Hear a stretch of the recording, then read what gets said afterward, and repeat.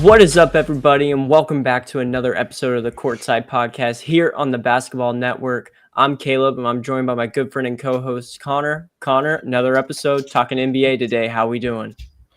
Doing great, man. Houston Rockets are on a roll. Go H-Town. No, we got a little bit of a tight game right now between my Rockets and your Warriors, so we're doing good. Living life, man. It's also Christmas time, Merry Christmas. So, vibes are immaculate. Oh, yeah, we're getting into the swing of things, and we got the NBA Cup coming up, and that's what we'll be talking about today. So, really going over all the different matchups that we have in the quarterfinals, making some predictions on who we think is going to win the finals, and then we'll end off today's shows with the winners and the losers of this week. But, Connor, I'll go ahead and send it over to you to kind of outline the NBA Cup and what we got going. Yeah, so obviously NBA Cup was instituted last season as a midseason tournament. With the LA Lakers taking home the championship for the Cup last year. We do have a little bit of some new stuff getting added this year, I believe. So just a quick rundown. The winning team is going to get $500,000 per player, right? And for some of these guys, that's a big deal. Then the runner-up is going to get $200,000 per player. With the quarterfinals, are going to start on the 10th, and we'll have 2 games on the 10th, 2 on the 11th. And then semifinals will be on the 14th, and the championship game will be on December 17th, and the semifinals and championship will both be in Vegas. It will not be a home court advantage for any of the teams. So that's what we got going. And then, Caleb, do you kind of want to jump into the matchups real quick? Yeah, and one thing I'll say about the money, as you mentioned, it is a big thing for a lot of these guys, especially the ones that are later on in the rotation. And if you've watched the Starting Five docu-series on Netflix, when LeBron was talking about the NBA Cup and they were kind of overviewing when the Lakers won, he was just talking about how cool it was for those guys, just because it was, maybe a half or 50% jump in their salary or different things like that. So love to see a little money being thrown on the table, and then obviously ending in Vegas. Hopefully they don't blow it by the end of the night.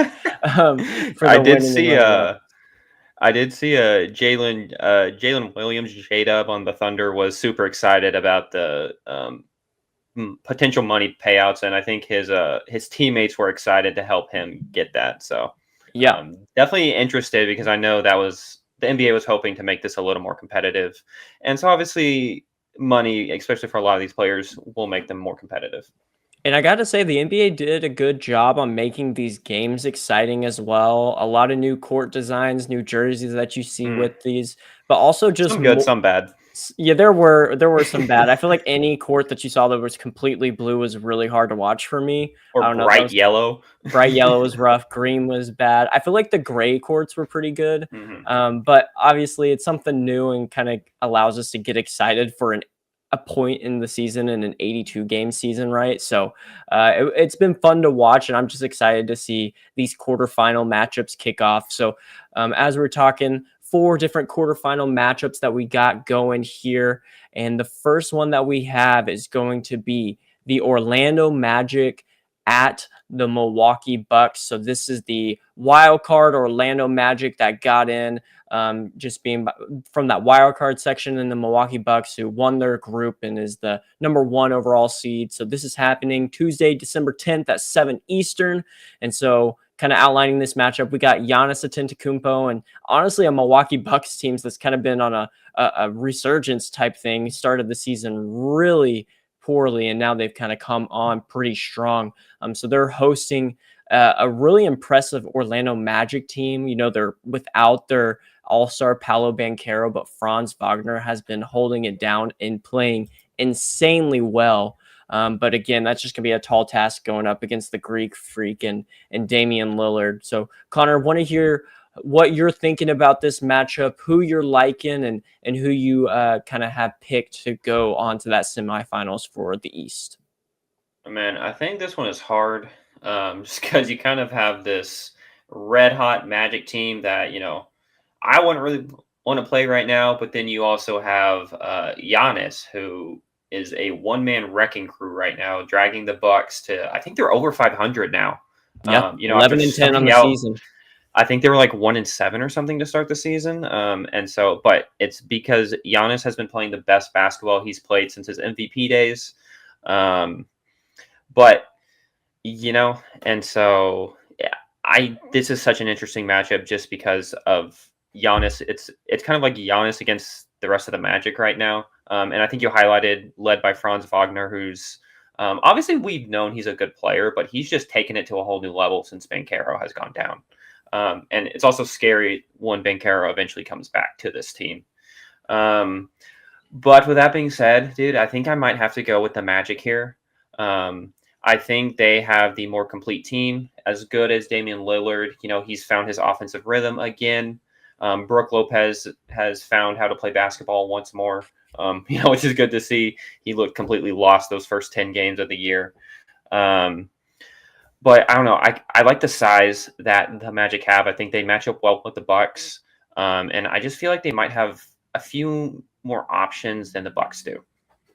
Okay. Hey, I like that. One thing I'll mention on the Franz Wagner piece is I don't know many teams in the NBA, and obviously you never root or want an injury to happen, but this injury might have actually, I wouldn't say be a good thing for them, but it could help them later on in the season because Franz Wagner has had to take on that significant bigger role with Paolo Banchero being out. We saw in the first 5 games of the season that Paolo was playing. Franz was playing well, but again, he just was a backseat to what Paolo was doing. And really, he's been playing at an all-star like level since Paolo's been out. I think that's just only going to benefit him and the Magic once Paolo Banchero returns. But then you hit it right on the head with the Milwaukee Bucks as well. They have been on an absolute tear, and in large part due to what Giannis Antetokounmpo has been doing. Milwaukee Bucks are 8-2 in their last 10 games, and in the NBA Cup alone, I mean, they had a point differential of 50 in all their games, going 4-0. And if you know anything about the NBA Cup, point differential really does matter, and that's how they got that 1 seed over the Knicks. So, I mean, it is going to be a very exciting matchup. For me personally, I think it's going to be really close, but I'm actually going to go with the Milwaukee Bucks. And it really and truthfully, it's just how they're playing as of late. Um, it has been really fun to watch. I think we might get Chris Middleton back as well, which could be a big help for them, whether he plays limited minutes or not. Like getting a guy like Middleton back is obviously going to help. But the one factor that every team has to consider when they're playing the Bucks is how do we guard Giannis Antetokounmpo? I think the Magic do have really good size and they have great guard defenders. I'm just a little nervous about the post defender of what that's going to look like. I don't know if it's going to be Mo Wagner that's matching up with Giannis Antetokounmpo or who, but I really think he could have a big game against the Orlando Magic. So I think I might have to take the Bucks in this one, but I don't think it's as clear cut as you might have thought, going into the season. Yeah, no, I mean, I'm right there with you. I think though, Giannis is having to put up a near triple double every night just for the Bucks to win. Because if he's not putting up those numbers, they're not going to win. Which to me is a little concerning. Anytime a team has a reliance on that, but good news is the NBA Cup is not like the playoffs. It's not best of 7. It's a 1 game and you're done kind of thing, which I think plays into Milwaukee's hands right here. Just because if Giannis does have an off night, they're just like, I don't know, they're kind of done. But the good news is he's scorching hot right now. So, if he keeps his hot streak, I think they're a contender to win the whole thing. Yeah, he might be the front runner, if not top 3 for MVP right now, leading the league in points at 32.6, also being 6th in rebounds at 11.6 and 16th in assists at 6.5. So he is all over the place, as you mentioned, doing everything for this team. But one thing I want to talk about Giannis Antetokounmpo is the mid-range jump shot is there this year, and it's really scary for everyone else in the league. Because the one thing that's always been the knock about Giannis is he can get to the rim at will, but maybe the 1 or 2 times that he can't get to the rim, is he able to knock down the jump shot? And I mean, the mid range is looking good. I believe last game or 2 games ago, he was 10 for 11 from the field, like over 90% field goal percentage. Just absolutely scorching hot. And I just can see this continuing, which is why I like the Bucks in this matchup. But again, all these matchups are going to be good because it's teams that have actually played themselves into the NBA Cup. Yeah, no, for sure. Giannis has looked so good, and I think you hit it. He's arguably the front runner for MVP. So yeah, no, I mean, if he keeps playing like he is, I'm kind of expecting him to be there in June. So All right. Well, moving on to our next matchup, we have the other side of the East, and that is the Atlanta Hawks versing the New York Knicks in Madison Square Garden. So this one is actually on Wednesday, December 11th.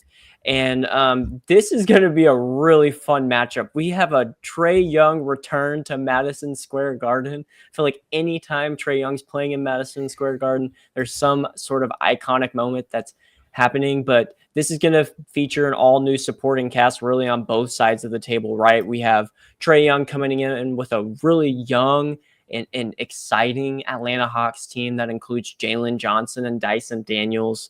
And they're going to obviously be going up the new look of the New York Knicks with Jalen Brunson, Karl Anthony Towns, Mikal Bridges, and OG Anunoby.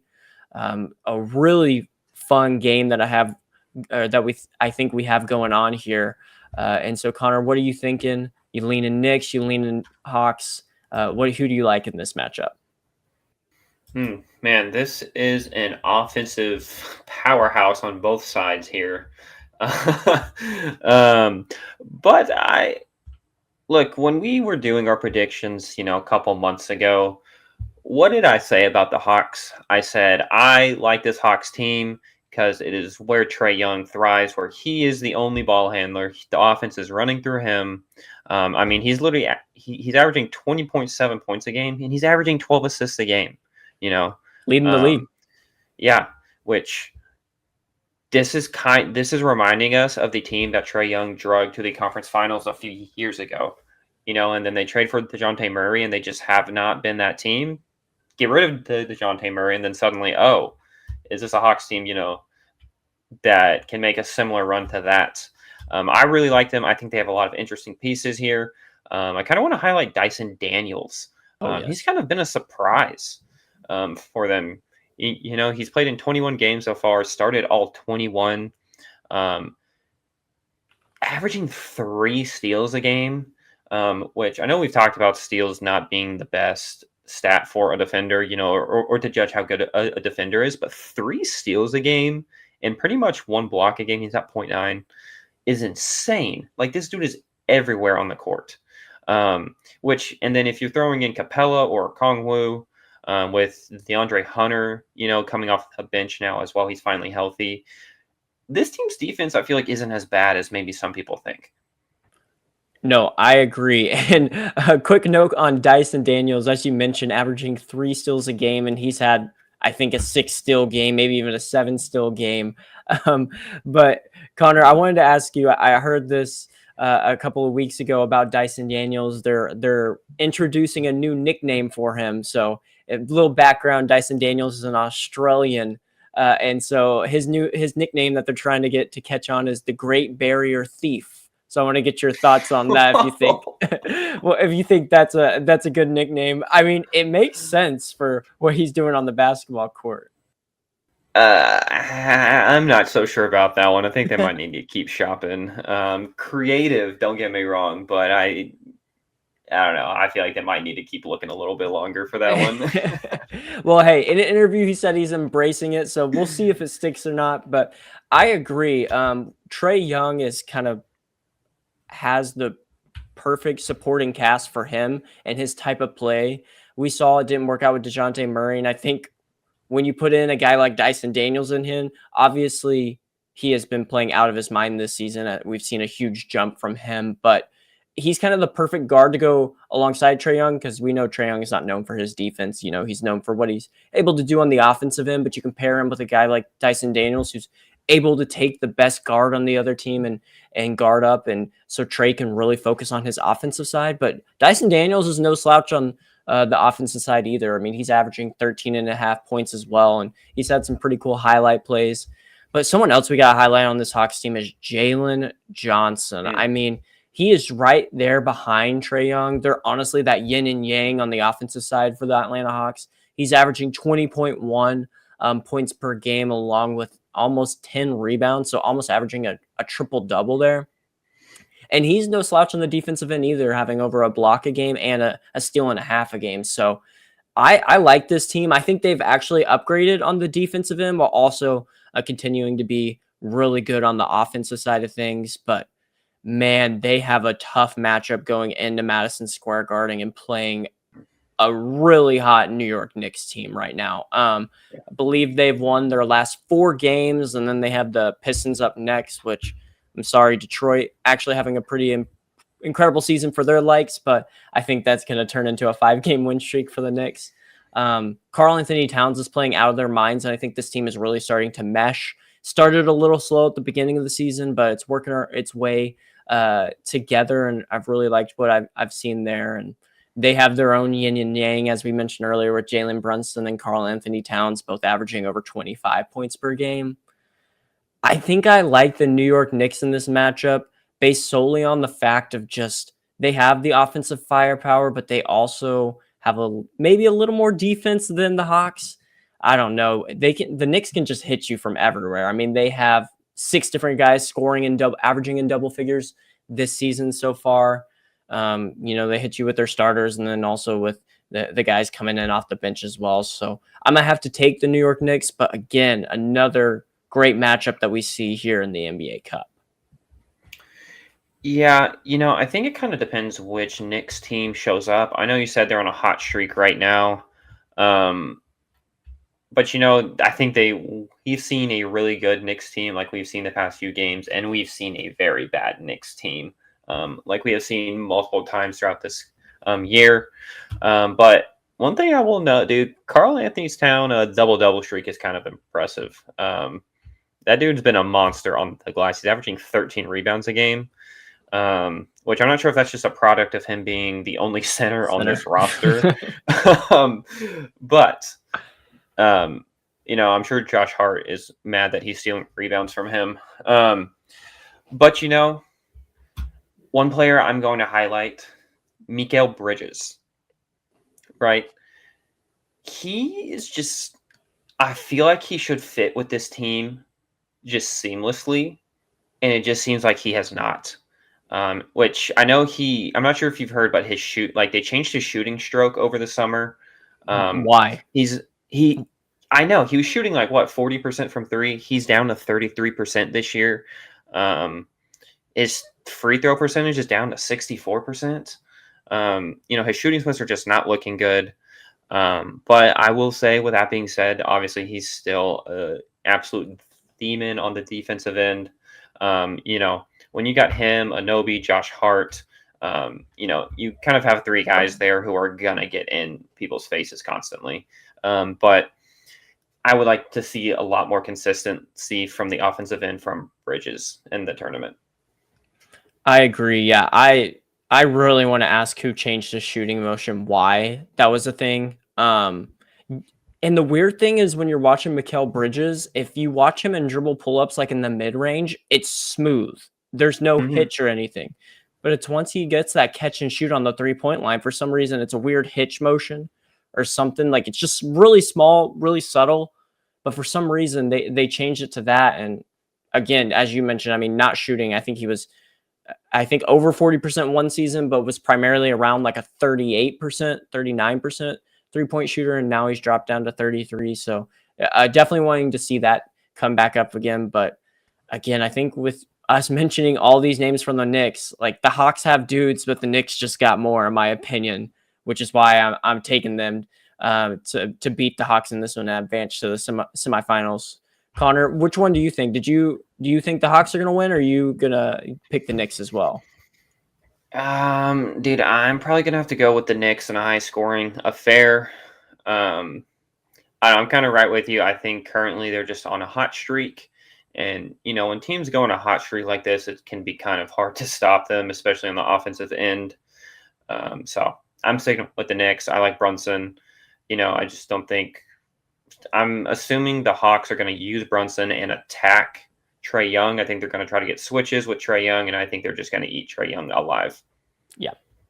I like that take. I completely agree. And I think Trae Young is in for a long night when he goes to Madison Square Garden, and not only from the New York Knicks offensive game plans, but also from those Knicks fans in the stands, because he definitely doesn't have the best relationship with them. But it'll be a fun matchup to monitor and exciting to see. But we'll go ahead and move over to the West. So in the West, we have the wild card, the Dallas Mavericks visiting the Oklahoma City Thunder, who were able to win their group and get the 1 seed in the NBA Cup, and that's on Tuesday, December 10th at 8 or 9:30 Eastern. And for this one, we have a clash of titans at the top with Luke Doncic taking on Shai Gilgeous-Alexander, which were two of the top three finishers in last season's NBA MVP voting. So talk about a great quarterfinal matchup. Then you also have the supporting cast of Kyrie Irving and Jalen Williams going at it as well. Both of these teams had great seasons last year and obviously boast plenty of talent around those superstars on their team. So it's going to be a really fun one to watch. I feel like the Mavericks Thunder games are always good ones. So Connor, I'll turn it over to you. Who are you liking in this matchup, and maybe who are some key pieces that stand out to you? Yeah. I mean, I think this one's hard. But I will say, after watching the Thunder the past few games, I know they dropped one in against Houston a few nights ago. Dude, the Thunder have looked really good. And so I guess I'll start with the Thunder. Obviously, we know about Shea, we know about J-Dub. Dude, Isaiah Hartenstein. He has been the biggest blessing for them. You had, before he came back, J-Dub was playing center for them, which I'm not sure if you know how tall Jalen Williams is. Would you like to take a guess? 6'7". He is 6'6", which, and don't get me wrong, they still looked pretty good even with playing him at center, but it was pretty evident, dude. They were just getting eaten alive on the boards, and it's not any fault to them, but that every big man on the roster was hurt. But getting him back, he's averaging 13 points, 12 rebounds a game, 4 assists, over a block a game. Like, he's playing really well. And if you just kind of watch them, it's just like those extra possessions that they're not giving up now, which obviously they're still a little bit smaller than most teams, and so they're still going to give up some offensive rebounds, but they're not giving up nearly as much as they were beforehand, which is really good to see. Because obviously that's what this team was missing for a few games in the stretch there after Chet went down. Yeah, Isaiah Hartenstein was huge for this team to get. And one thing that I really like about Isaiah Hartenstein, but as a fan of another team that I just absolutely despise, is those little mid-range runner floater things that he gets off of those pick and rolls. The most annoying shot in basketball because there's nothing you can do about it. For some reason, it seems like he's mastered it.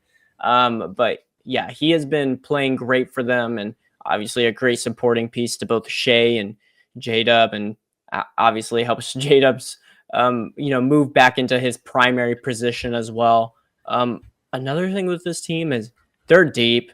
They just have so many guys that they can go to. Oh, you need someone to lock someone down? Okay, let's put Lou Dort on him. Okay, Lou Dort's tired to get some fouls. Let's go to Casey Wallace. Oh, we need some threes. Let's go to Isaiah Joe. Okay, Isaiah Joe's not hitting as much, which he's always hitting. If Isaiah Joe's open, he's making it, by the way. You got Aaron Wiggins. Like, they have so many guys off the bench. I mean, needless to say, I didn't even mention Alex Caruso, who might be struggling a bit there, but still a great defender. Hey, I would just like to say I saw him hit a 3 tonight. So hey, that's a step in the right direction, right? Look out, NBA. Yeah, step in the right direction for Alex Caruso, but I mean, this team is just a lot of fun to watch. They're really young, very, very talented, and is able to just continuously go, it feels like. And obviously, when you're led by an MVP candidate and Shai Gilgeous-Alexander, you're always going to have a chance to win. But then that brings us over to the Dallas Mavericks, where they have, an MVP candidate as well, and Luka Doncic, who this team has played really well as of late, and Luka Doncic wasn't playing for a lot of the games. I believe in the last 10 games, the Dallas Mavericks are 9-1, and I believe Luka Doncic only played in 3, maybe 4 of those. So they have been playing very well, and even without their star player and Luka Doncic, and that's a big part to Kyrie. He's had some really big breakout games for the Dallas Mavericks that helped them a lot. Derek Lively is looking really good, and I think the Dallas Mavericks found their key when they started Najee Marshall. And I'm sorry to Klay Thompson, like I love you, my guy, but Najee Marshall just fits that team a lot better, it seems. He has been playing great on the defensive end, can also knock down the open threes. Um, it's been very fun to watch to see and how this Mavericks team has grown. So they're no slouch as well. And, you got the 1 seed and the 3 seed in the Western Conference coming at this game. It's going to be a tough matchup and a tight one. So, Connor, give me your prediction.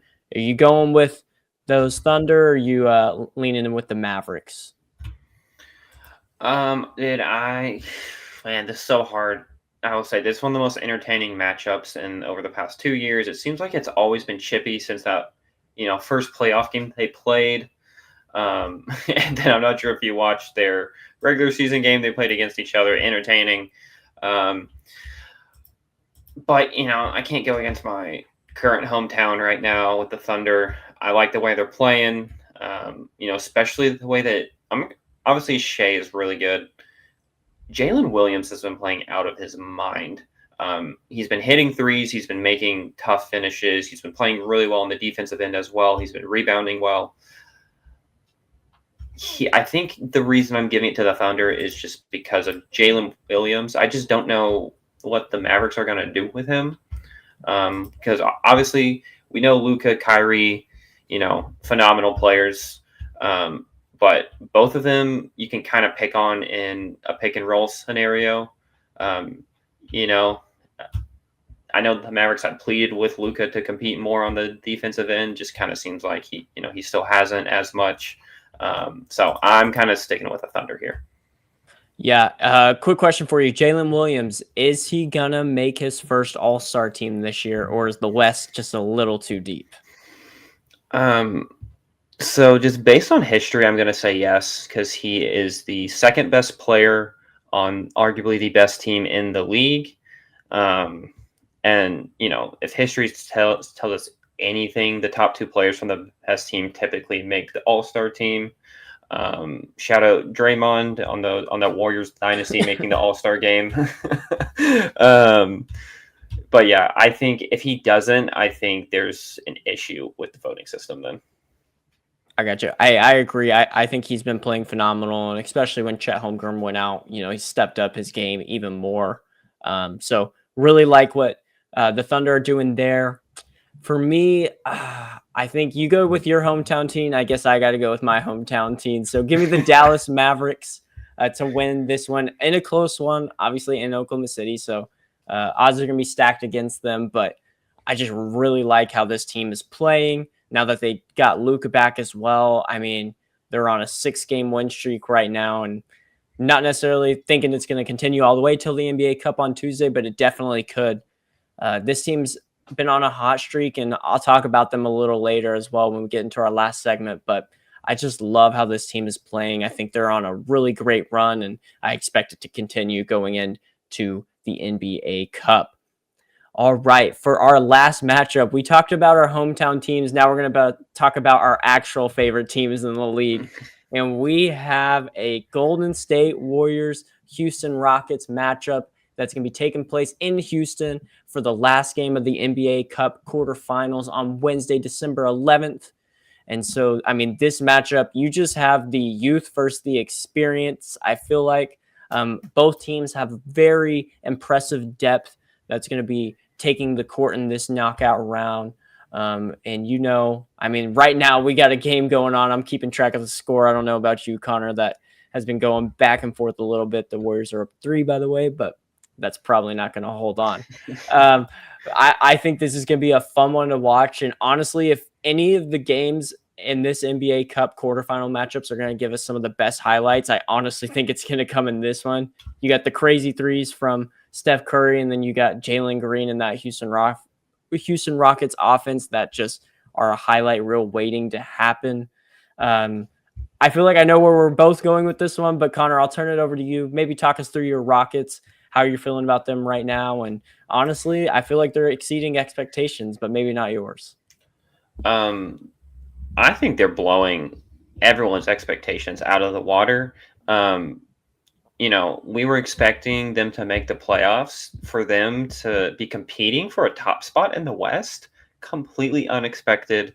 My ceiling was maybe a 4 seed, but the fact that they're beating the Thunder, they're consistently staying right now within the top 4 in the West in a stacked Western Conference. It's real good. Just a couple stats for you here. They are, I think, last time I checked, they were the number 2 defensive team in the league. And they had less, which I'm not sure if it's changed since the last game, but they had cracked the top 12 for offensive teams in the league, which obviously, if you are wanting your team to contend, you want them at least within, I would say, the top 10. But, I think it's a step in the right direction. I think this team has the leap that this team has taken in Ime Udoka's second year is insane. Also, one thing I want to highlight, Jalen Green is their leading scorer at 19.3 points per game, which I think is funny because it seems like every game someone is the leading scorer. Like, they don't have an alpha who is consistently their leading scorer. We saw Fred VanVleet put up, 38 against the Thunder. Jalen Green had 41 last week. I think, they see who's hot that night, and that's who they ride with. And then also, I'm going to shout them out. Amin Thompson, Tari Eason, these studs coming off the bench. The Terror Twins. Is Eason suspended tonight? I think he's out. I don't know if it's it might be suspension. I think he got ejected the other night. That's right. But anyways, they are a terror coming off the bench. If I was an opposing backcourt, I would not want to face these dudes. They are going to get steals. They're going to be physical with you, and they're going to push you around. I'm excited. Ime Udoka has just done an excellent job at playing to his players' strengths and getting the most out of them on the defensive end, which was a concern for this team. When you have players like Jalen Green and Şengün, who are obviously not known for their defense, that was a big concern. Yeah, you hit it right on the head. 7 guys for the Houston Rockets scoring in double figures, and that's not even including the number 3 overall pick, Reed Shepherd, which I feel like he's kind of stashed away. We're not really talking about him at all, but something crazy could still happen with him, which is always exciting to see. You also hit it, and I was going to talk about this for the Rockets. Their defense. Who would have thought? I wouldn't. I thought this was just going to be a middle-of-the-pack defense. Like, I didn't think it was going to be horrible, but I didn't think it was going to be anything special. For the points that you just mentioned, Jalen Green, Şengün, neither one of them are known for their great defensive abilities. Like, they're competent, but they're not anything great. But golly, those Terror Twins of Amin Thompson and Tari Eason, I mean, they just gave me nightmares when I was watching Golden State play them earlier in the season. And Tari Eason almost single-handedly brought that team back with just steals and fast break layups and dunks and all that. But yeah, currently 3rd in opponents' points per game in the NBA. And also a stat that I found very interesting for the Houston Rockets team is they're leading the league in rebounds per game. I know that's a little bit because of, the pace of play that the Rockets play at. They like to get out in transition and different things like that. But this team, it's just honestly all by committee. Like, whoever has the hot hand, that's who they're going to. And really, I think that's makes it tough for defenses to prepare for because you don't know who's going to have the hot hand that night. They've kind of have the perfect blend of youth with also some veteran presence in Fred VanVleet. And honestly, I hate to admit it, but Dylan Brooks has been pretty solid for the Rockets this year. I owe an apology to Dylan Brooks. I kind of went off on him earlier in one of the podcast episodes, and you know what? He's made me eat my words. He's shooting 38% from three, pretty much 39%, 12 points a game, and dude, he's always kind of been known for his defense, but he's been really good, and he's Yeah. hit some big shots too. Sorry, not to interrupt you there, No. but I just felt like I had to apologize to Dylan Brooks. I talked smack on you, and you said I'm gonna let my playing do the talking. So shout out him. And I mean, he did a little talking too. Let's not get it It wouldn't twisted. be That Dylan Brooks without it. exactly. But yeah, I like this Rockets team as much as that pains me to say. Playing really well, 7-3 in the last 10 games. Just an exciting group to watch. But I think we got to move over and talk a little bit about my Golden State Warriors, who Mm. it was a very fun start to the season. Let me tell you, I was absolutely electric with how the Golden State Warriors started the season. I mean, at a point in the season, after 10 games in, the Warriors were number 1 seed in the West, looking great. The depth was there. And then something happened that I don't think a lot of people have talked about or thought about that has really hurt this team, and that was De'Anthony Melton getting injured. De'Anthony Melton getting injured for the Golden State Warriors. He was starting at shooting guard. Honestly, was the perfect complement to Steph Curry because he is a pretty good 3-and-D guy, so was able to hit those open threes, but also pick up one of the best guards on the other side. De'Anthony Melton getting hurt has hurt the Warriors tremendously because the shooting has honestly plummeted since then. The Golden State Warriors are currently on a 5-game losing streak and in a close one with the Rockets right now. So it could be 6 after we post this podcast. They have been struggling, and mainly due to the issues that we have with Steve Kerr not knowing who to play. And I don't want to put it all on Steve Kerr, but these rotations have been horrendous. Lindy Waters, I love you. You're my guy. You went to, the same school that both Connor and I went to, but Lindy Waters was starting for way too many games. He had one really good game and we needed him. And he can play solid minutes, but you can't be playing Lindy Waters for 25 minutes, 30 minutes in a game. He's just not that type of guy. He's the guy that's going to come in spurts and help you out. He doesn't know what to do with Moses Moody. Moody's only playing 16 minutes per game, and that's over the season. But as of late, I mean, he's been playing less than 10 minutes a game. And that was someone, Connor, you and I were talking about maybe being the most improved player. I mean, Buddy Hield, it's like Buddy Hield's only at 23 minutes per game, but when he was shooting great, he's at 30. And we're changing our rotation so much, it's really hard to keep track of. Steph Curry and Draymond Green have been in and out with injuries. It's just been a really rough spurt as of late. But one guy I actually want to give some credit to is Andrew Wiggins. Andrew Wiggins is actually having a pretty nice season for, Wiggins type of role. I mean, averaging 17 points per game. He's shooting over 40% from 3, which is not something that we usually see from Andrew Wiggins. So I've really been pleased with him. But I've been begging, and Warriors Twitter has been begging for Steve Kerr just to figure out his rotations and get it going. And then the last thing I'll mention, Connor, before I go to you is the Golden State Warriors have to remember how to close games. In the past 5 losses, 2 of them we have had double-digit leads going into the fourth quarter. One of those double-digit leads we ended up losing by double digits. That's unacceptable going into the fourth quarter. When we played the San Antonio Spurs, we were up 10 going into the fourth quarter and ended up losing 10. We were outscored 33-13 in the fourth quarter. It's just been a rough 13 points is crazy. Yeah, it has been a rough scene out in Golden State. But I will say we're still 5th seed in the East or in the West due to just the strong early season performance. So it's not all doom and gloom. But I mean, we have the longest losing streak besides the Washington Wizards, which is just a whole other story.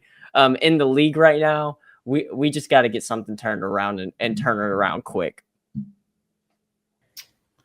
Yeah. I mean, this is kind of what I was saying at the beginning of the year. You can't play let's see. I'm gonna take the Anthony Melton out of this just because obviously he's hurt right now. Outside of him, they have 12 guys playing 12 minutes or more. You just kind of you can't have that in the NBA. That can kind of work in college. You've seen some teams have success with playing that many players, but there's a reason that teams who are actually in the playoffs and who are contending, they really only have maybe 8 guys that they play, significant minutes.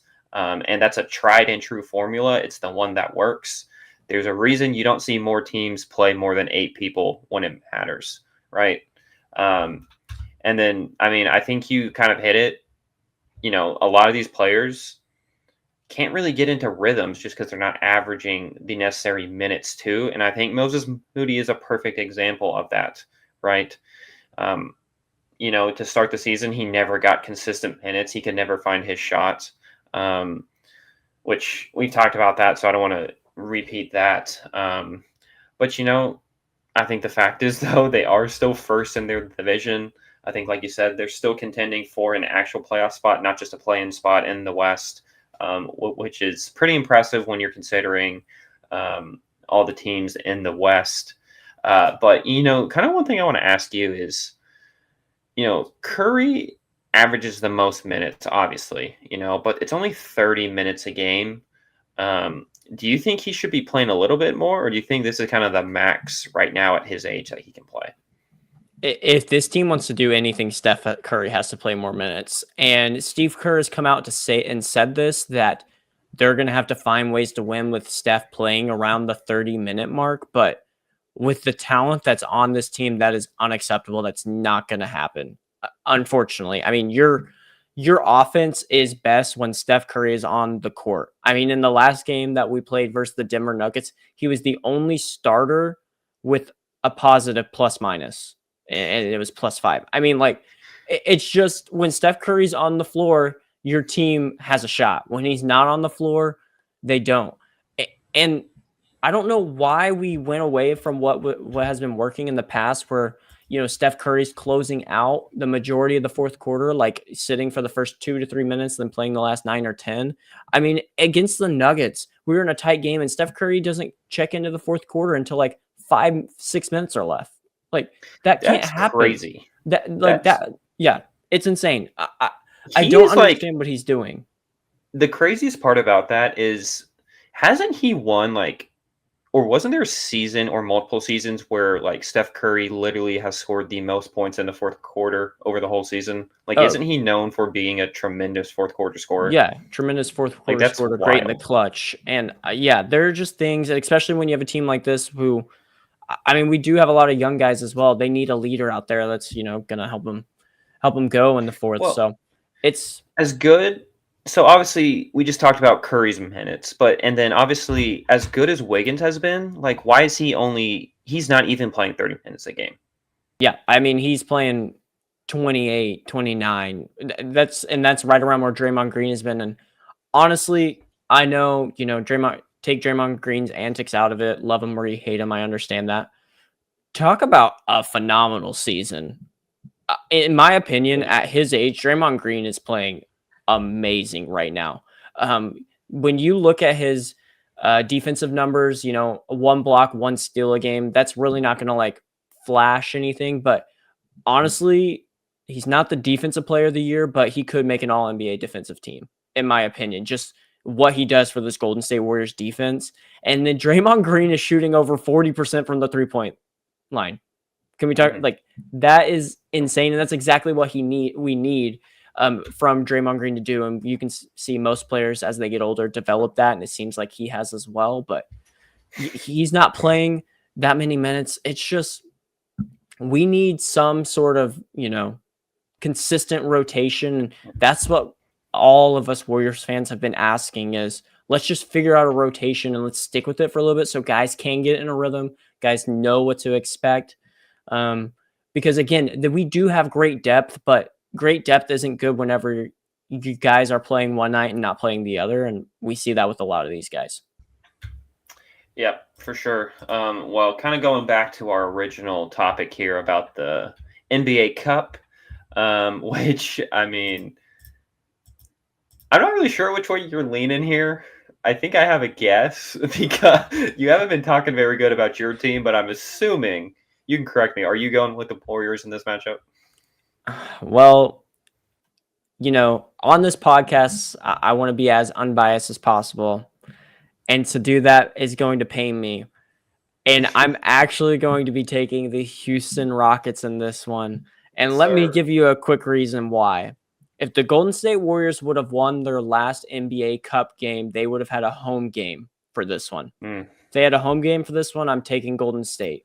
But for the sole purpose that we're having to fly over to Houston and play in the Toyota Center, I just think Houston at home is a scary thing. And even though it is Steph Curry and it's hard for me to go against him and my team, this Rocket team has been playing phenomenal. And I think that's going to continue. And this is the type of team that you see and you do see win an NBA Cup. I feel like we saw that last year with the Indiana Pacers making it all the way to the finals. That was kind of their, rise to being a notable team. And I could see the Rockets doing a similar thing. Yeah. I am also going to pick the Rockets. I Shocker. think the Rockets are on a hot streak, which I say that now. They are probably about to lose this game to the Warriors, down by 6 with 2.5 minutes. But the Warriors, are kind of on the decline right now. Obviously, I think they have some stuff they have to figure out. But yes, I'm also sticking with the Rockets. I think they have a good team. Yeah. Also, how long is Steph out? Because I think that's a big deal too.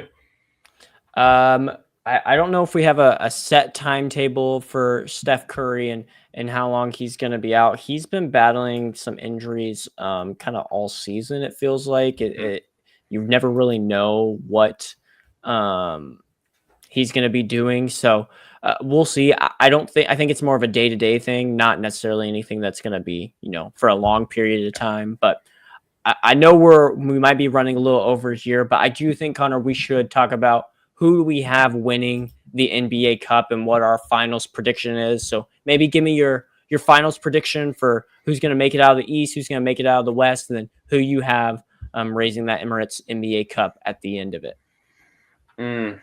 Man, this is a hard one, but I think I'm actually going to go with the Bucks on this one from the East.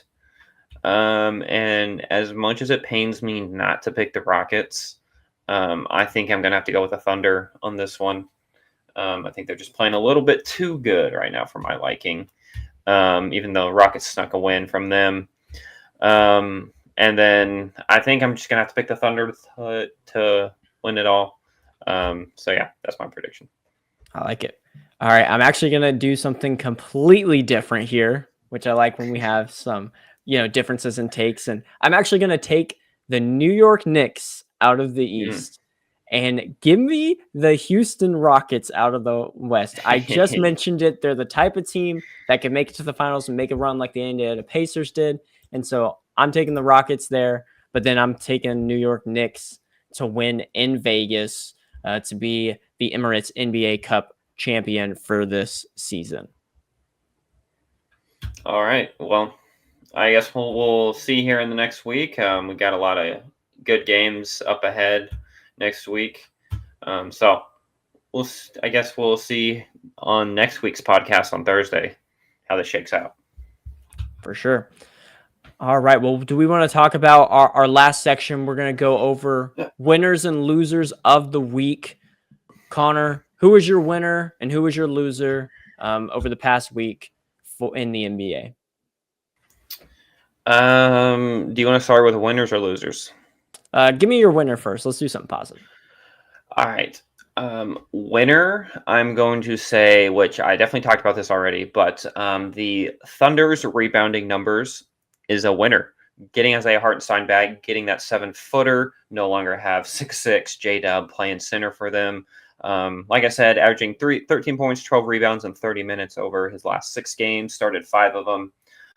He's looked really well. He's given a much needed strength and size down low for the Thunder. So that's my winner for this week. I like it. For my winner, give me the Dallas Mavericks. Won 6 in a row, 9-1 in the last 10 games, with or without Luka Doncic. They were able to get it done. Luka's playing good. Kyrie's playing good. You got Derek Lively looking good. Finally figured out the rotation with adding in Najee Marshall at this in the starting lineup. This team is on a really good trajectory, and when you win, that many games, especially the 6 in the row, and specifically last week, winning 3 or 4 of them. You're a winner in my book. So give me the Dallas Mavericks. And then for the loser, I'll go ahead and go first real quick. I mentioned them earlier, and I'm going to mention them again. The Golden State Warriors been down bad, lost 5 in a row. Again, this is a close game. They're up 4 with a minute and a half left. So we could win, might be 6 after this. We'll see. But it's just been a tough sledding for the Golden State Warriors the past week. Really need to figure out rotations, who's going to be playing in crunch time, and get those minutes right to get the season turned around a bit. So give me the Golden State Warriors as my loser for this week. What about you, Connor? Yeah, well, Caleb, I do hate to say this, but it does bring me a little bit of joy when the Warriors are not doing well, just because they cost my Rockets multiple rings in the 2010s. But with that being said, my loser, the LA Lakers hopefuls. Dude, they were looking really nice, sitting up there like top 3 in the West. Yeah. And then I don't know what has happened, but they've lost their last 2 games by a combined 70 points. JJ Redick has a quote. They asked him about it, and he said, "It's embarrassing." And it's like, very short quote. you don't say it's embarrassing, dude. You're getting killed. They lost by 41 the other night. Okay. Lost by 41. Sorry to cut you off, but lost by 41. Right. And Tyler Hero hit 7 threes in the third quarter. How do you let a dude hit 7 threes in one quarter? Let alone you should. Klay Thompson. Yeah, but it's just like, what are we doing? I saw a video. I think it was on House of Highlights of all the Lakers. They're playing defense, and then LeBron is over there playing defense. Then all of a sudden, the Heat or the Timberwolves had a wide open layup, and he's just looking at everybody like, "What are we doing? Like, where is everybody?" Right? Like, it has been a struggle. 4-6 in their last 10. I'm right there with you with the Lakers. It's been a rough sled. I think the craziest thing is their 2 best players are finally on the court the whole season, and they still can't win. Because obviously the Lakers' excuse has been, oh, Anthony Davis and LeBron haven't played together. They're playing together, and they're still not doing well. And we mentioned it, I mean, early on, like, JJ Redick was looking so good. Like, he put the ball in Anthony Davis' hands. Like, good things were happening. Honestly, he's playing Dalton Connect more. Good things have been happening with him. Just haven't been able to put it together to get wins, especially in those last 2 games. Been very rough. Maybe now that LeBron has finally broken his 3-point miss streak, he can find. Maybe this will turn him around. Did you see he hit one finally? I did see he hit one finally. Some of those air balls were really rough, really rough. But he might be the GOAT. Who knows? Hey, some might say. Some might say. Oh, man. All right. Well, anything you got for us, Connor? I think that's all I had on winners and losers for this week. I mean, go Rockets. I turned the score off because it was frustrating me that they weren't taking the lead. But I'm excited. I think with this little bit of, even though it's its only second year, this revitalized NBA Cup. I'm kind of excited. Especially because I feel like there's not a unexciting team playing right now in the cup. So I'm excited. Hopefully we'll see some good games come out of it. Yeah, I think we got some great matchups, and remember the NBA Cup kicks off Tuesday, December 10th with home games for all the different teams that are the higher seeds. So make sure to check that out. And as Connor mentioned, we'll make sure to recap it and go over everything that has happened, especially in the quarterfinals, on next week's podcast. But again, we appreciate you for listening, and shout out to everybody that listened to our last podcast episode. It was one of our most viewed episodes ever, so we really appreciate it. If you're on YouTube, make sure to hit that like button, subscribe to the channel. We're pumping out 2 podcasts every week. We talk about college basketball and the NBA, so if you like either of those, make sure to to tune in. And then if you're listening on any of the podcast platforms, make sure to give us a good rating, leave a comment, let us know what you think of the podcast. If you have any thoughts or anything else to add in, we greatly appreciate it. But again, thank you for all the support, and we'll see you next time on Courtside. Peace. Peace.